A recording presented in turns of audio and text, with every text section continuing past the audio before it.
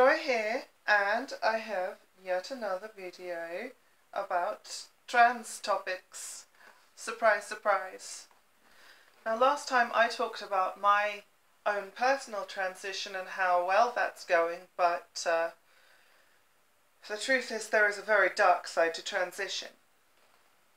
So, I want to talk about two things today that are at least somewhat related. Firstly, the difficulties that face trans people who are seeking transition.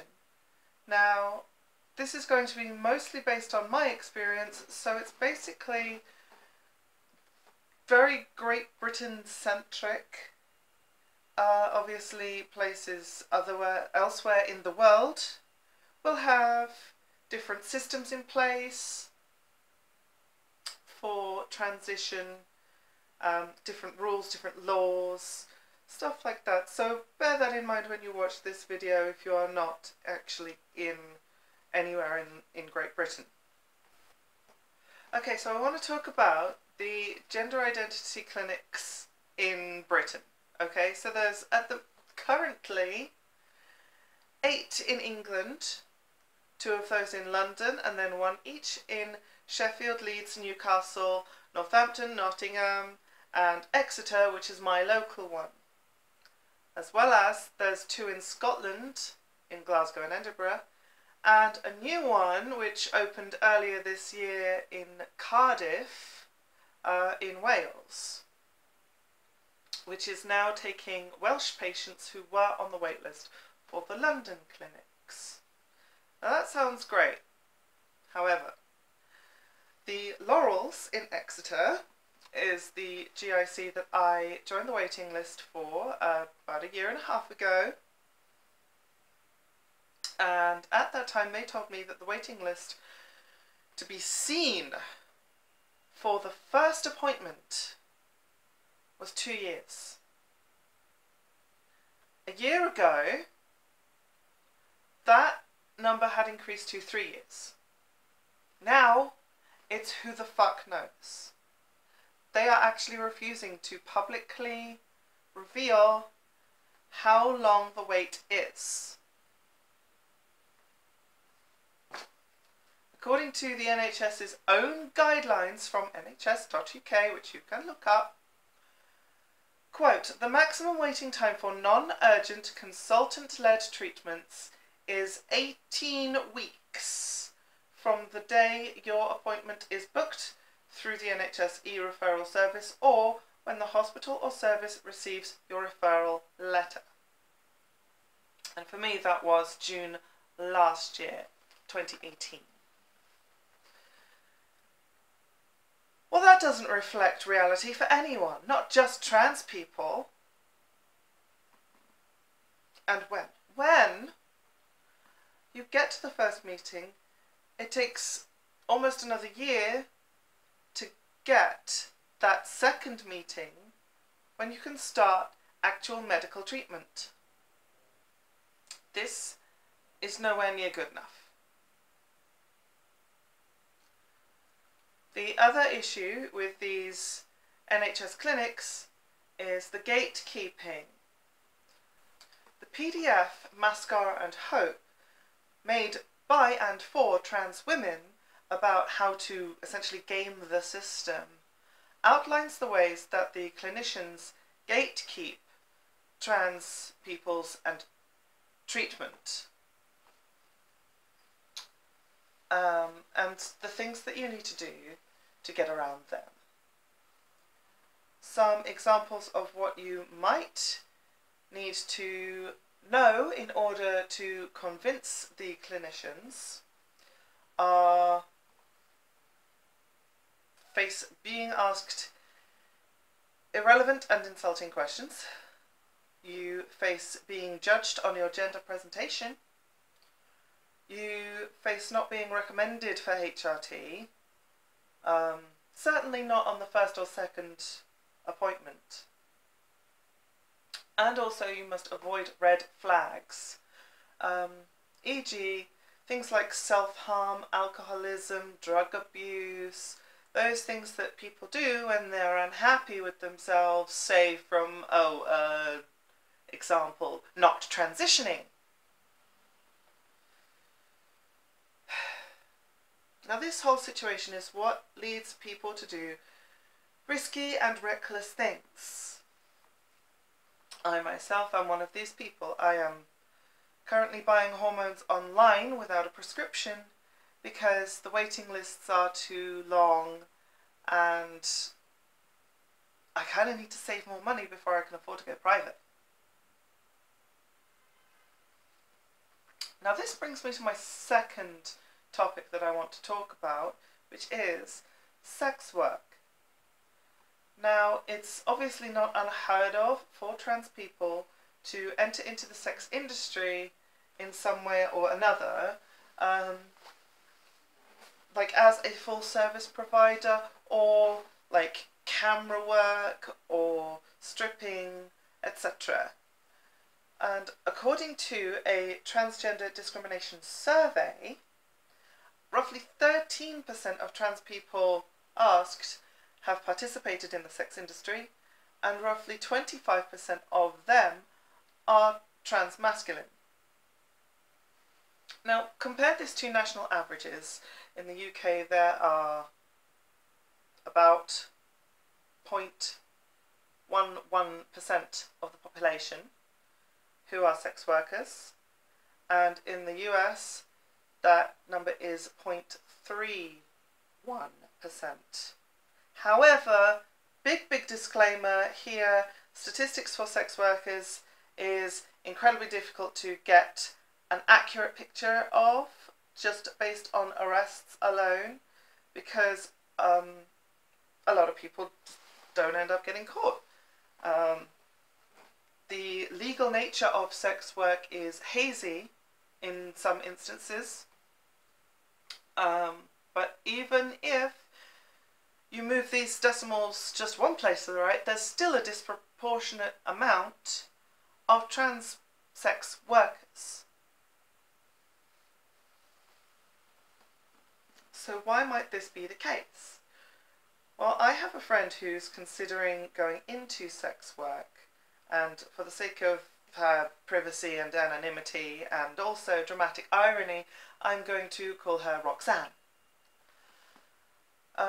whom I've been talking to, and I think it boils down to two reasons, like two fundamentals. First of all, the poverty. There is a lack of economic opportunities outside the sex industry, and discrimination elsewhere, and this leads to some trans people to sex work in order to generate income, not just for medical intervention, but also for things like rent and bills and food. The other barrier is the gatekeeping. The denial by certain authorities leads some to seek transition from private sources. So, with the transition being difficult to obtain, and the private healthcare being so costly, in order to fund the transition, some trans people are desperate enough to go into sex work. Now, I'm not here to get down on sex work or sex workers. In fact, I think that it has a few advantages, especially for trans people. There are flexible hours, you can set your own rate of pay, and the more sort of empowering reason, you can literally market as yourself without compromising your identity and saying, hey, I'm trans. If that's what you're into, then...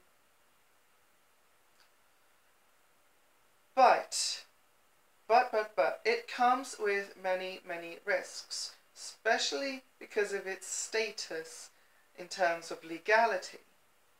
So obviously there's the risk of physical, sexual and emotional abuse, but also things like police harassment and intervention and other legal consequences that end up costing more than you end up making. there's the higher chance of contracting STIs.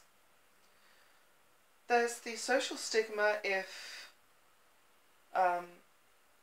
this truth gets out, because society does not generally tend to accept sex work as being valid. And also, if the secret does get out, then it can close the doors to other forms of employment even more.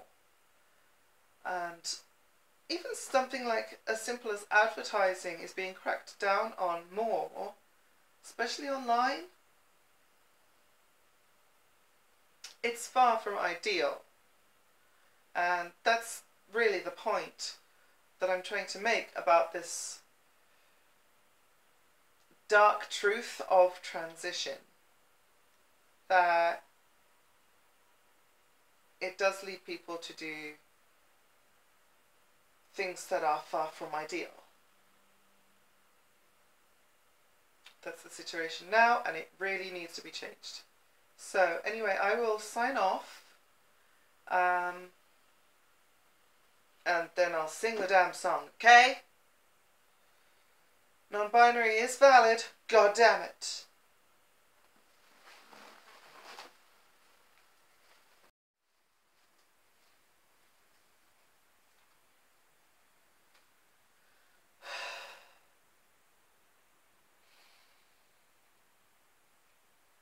Roxanne, you don't have to put on the red light. Those days are over. You don't have to sell your body to the night. Roxanne, you don't have to wear that dress tonight. Walk the streets for money. You don't care if it's wrong or if it's right. Roxanne, you don't have to put on the red light. Roxanne, you don't have to put on the red light. I loved you since I knew ya. I wouldn't talk down to ya. I have to tell you just how I feel. I won't share you with another boy. I know my mind is made up, so put away your makeup. Told you once, I won't tell you again, it's a better way. Roxanne, you don't have to put on the red light. Roxanne, you don't have to put on the red light.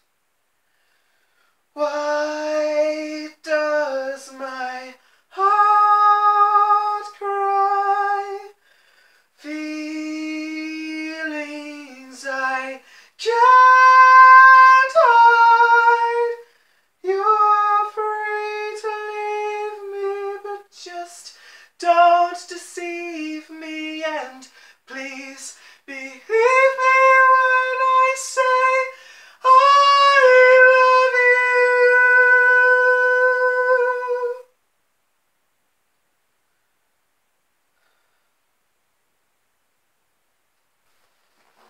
So, speaking of Britain, there are, out of the whole entire country, 8 gender identity clinics in England, 2 in Scotland,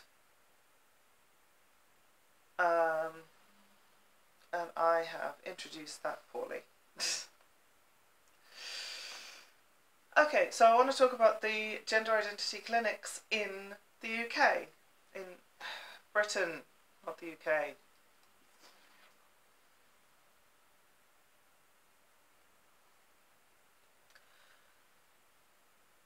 I hate intros.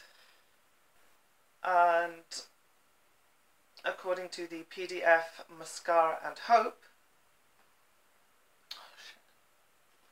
the PDF Mascara and Hope outlines the ways the clinicians gatekeep treatments.